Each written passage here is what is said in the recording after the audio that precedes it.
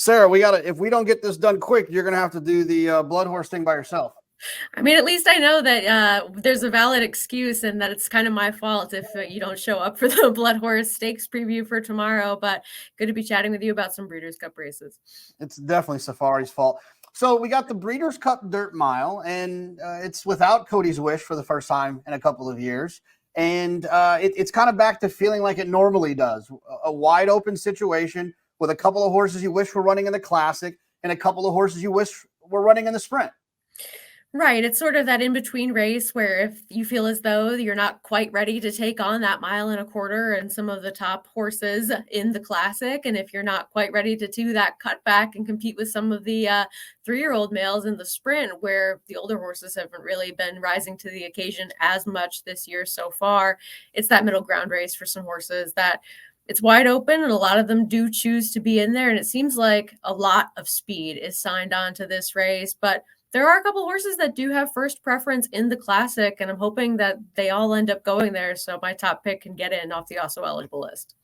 Well, before we get to your top pick, we got to start probably with this notion that at some point in the last 365 days, I am certain that Muth and National Treasure have both been the kind of favorites for this race. You know, National Treasure ran so well last year, being second, beating a nose to Cody's Wish, and then Muth kind of being that fast 3-year-old for Baffert. Felt like if he didn't stretch out to the 1.25 miles, that this race had his name written all over it.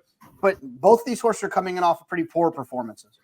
They are, and that's disappointing coming into this race because you would think that this is on their home court where they are going out to California to meet them instead of them traveling back to the East Coast. And they both wowed us with some really solid performances over the past year, but they haven't been in the best form as of late. And so I'm looking to probably play against both of them, especially if they do end up taking some money. Well, the other horse, obviously, we should talk about before we get to your exciting, also eligible pick that we hope draws in for you. That's called TV. That's what I've learned. So it's a tease. Like you just we're supposed to know about that, I guess. Yeah. Just stay and watch it. Yep. Domestic Product. Who I've said it.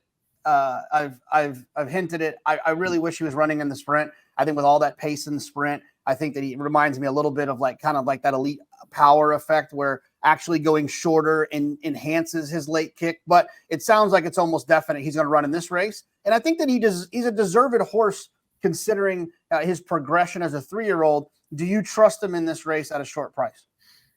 I mean, I think that you have to make the argument that he is one of the horses coming into this race in the best current form. And whether or not that's good enough in comparison to what we've seen at times from some of the other horses in that race, that's debatable. But if you think that you have some questions to answer about some of these other horses that might be around a similar price range, and he's at least taking those steps forward at the right time, he's suddenly very interesting, and there should be plenty of pace for him in here.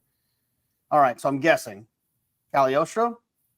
Tio Saint Denis, if he ends up getting in. That race that he ran at Churchill, finishing second at a huge price to First Mission, was wildly impressive. And he showed that he can be forward and take a beating on the front end and still keep trucking along. And I know that First Mission has not been in the same form for the rest of this year. And even though he's had one race since then, Tio Saint Denis, not as impressive in that race, but Japan is coming in with a major contingent to this year's Breeders' Cup. And he's already shown that he can handle running in the U.S. and put away some other speed. So we did record this after the pre-entries, before the entries, the post-position draw.